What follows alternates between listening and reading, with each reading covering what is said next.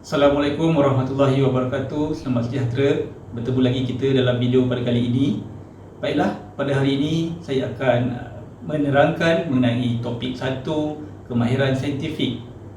Pada video ini saya akan menjelaskan, fokuskan kepada kemahiran proses sains. Beberapa kemahiran proses sains iaitu yang pertama, memerhati, mengelas, mengukur dan menggunakan nombor, membuat inference, meramal dan berkomunikasi.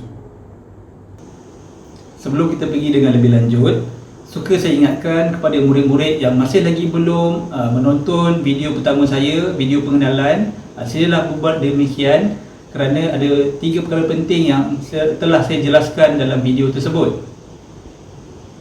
Baiklah, tanpa melengahkan masa, mari kita teruskan pembelajaran kita pada hari ini. Kita mulakan dengan kemahiran proses sains yang pertama iaitu memerhati. Kemahiran proses sains memerhati memerlukan kita menggunakan kelima-lima deria bagi menjalankan pemerhatian. Baiklah, kita mempunyai 5 deria iaitu penglihatan, deria bau, deria sentuhan, deria pendengaran dan deria rasa. Dengan menggunakan contoh buah oren dan buah anggur, marilah kita bersama-sama menjalankan pemerhatian. Dalam membuat pemerhatian, kita perlulah menggunakan sebanyak mungkin deria yang ada. Baik, yang pertama, deria penglihatan. Okey, apa yang dapat kita lihat terhadap buah oren ini? Okey, yang pertama, yang paling jelas, warnanya adalah berwarna oren. Manakala bagi buah anggur pula, warnanya adalah berwarna ungu. Okey. Yang kedua, bentuk dia. Kita dapat lihat bentuk dia seakan-akan bujur. Sama juga seperti buah anggur.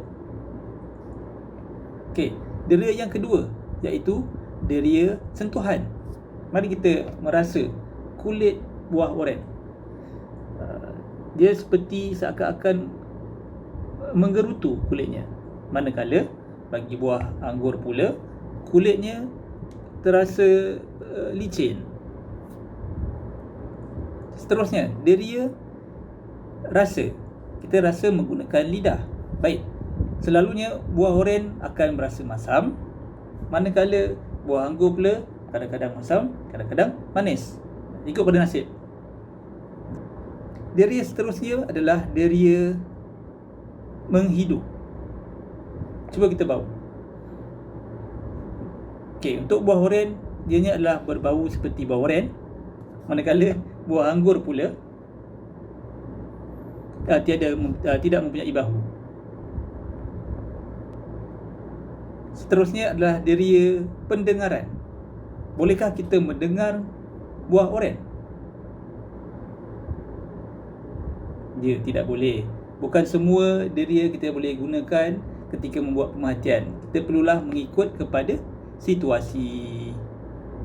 Inilah hasil pemerhatian yang telah kita jalankan terhadap buah oren dan buah anggur. Kemahiran proses sains kedua yang akan kita belajar pada hari ini ialah kemahiran mengelas. Kemahiran mengelas adalah satu kemahiran di mana kita mengumpulkan atau kita mengasingkan beberapa objek atau benda kepada kumpulan-kumpulan yang tertentu. Cuba anda lihat objek-objek yang terdapat di dalam gambar ini. Kita ada ayam, kita ada bunga ros, harimau, buah durian, ular dan pokok kaktus. Cuba anda semua kumpulkan objek-objek tersebut kepada beberapa kumpulan. Baik, ini adalah hasil saya kumpulkan objek-objek tadi kepada 2 kumpulan, iaitu yang pertama, kumpulan haiwan yang terdiri daripada harimau, ular dan ayam. Dan kumpulan yang kedua pula adalah kumpulan tumbuhan yang terdiri daripada pokok kaktus, bunga ros dan juga buah durian. Saya telah pun mengaplikasikan kemahiran mengelas di mana pada gambar ini terdapat beberapa objek yang diletakkan secara random dan saya telah mengumpulkannya menjadi dua kumpulan. Itulah dia kemahiran mengelas. Kemahiran proses sains seterusnya adalah mengukur dan menggunakan nombor. Kemahiran mengukur dan menggunakan nombor adalah satu kemahiran di mana kita menggunakan alat pengukuran yang sesuai bagi beberapa benda atau situasi. Sekiranya kita ingin mengukur berat sesuatu, kita akan menggunakan penimbang. Sekiranya ingin mengukur ketinggian, kita menggunakan pembaris. Untuk mengukur suhu pula, kita menggunakan termometer. Dan untuk mengukur kelajuan, kita menggunakan jam randik. Selain daripada itu, kemahiran mengukur dan menggunakan nombor memerlukan kita mengetahui unit yang betul bagi setiap alat pengukuran. Contohnya, bagi mengukur berat, unit yang tepat adalah gram, kilogram. Kalau untuk mengukur ketinggian, unit yang paling tepat adalah sentimeter ataupun meter. Selain itu juga, kemahiran mengukur dan menggunakan nombor memerlukan kita menggunakan alat pengukuran itu dengan tepat. Contohnya, ketika menggunakan termometer, berbola termometer tidak boleh menyentuh dasar. Dan ketika membaca senggatan, mata perlulah sama aras dengan senggatan itu supaya tidak berlaku ralat.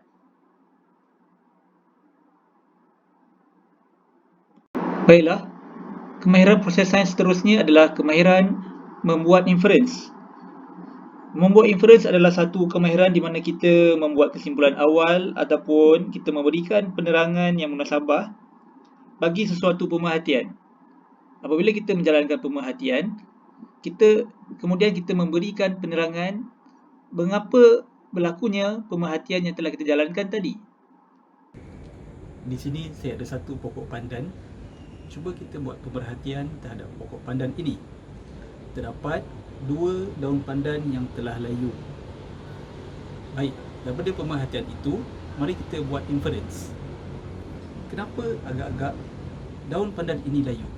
Mungkin yang pertama disebabkan oleh kekurangan air, ataupun yang kedua mungkin disebabkan oleh kekurangan mendapat cahaya matahari. Berdasarkan pokok pandan tadi, kita dapat lihat bahawa terdapat 2 daun pandan layu. Jadi, kenapa layu? Jawapannya, mungkin kekurangan air ataupun kurang mendapat cahaya matahari. Jadi, itulah dia inference di mana kita menerangkan kenapa daun pandan itu layu. Kita menerangkan pemerhatian. Kemahiran proses sains kelima yang akan saya terangkan pada hari ini adalah kemahiran meramal. Kemahiran meramal adalah satu kemahiran di mana kita membuat jangkaan tentang sesuatu fenomena. Jangkaan yang dibuat perlulah berdasarkan kepada pemerhatian, pengalaman lalu ataupun data.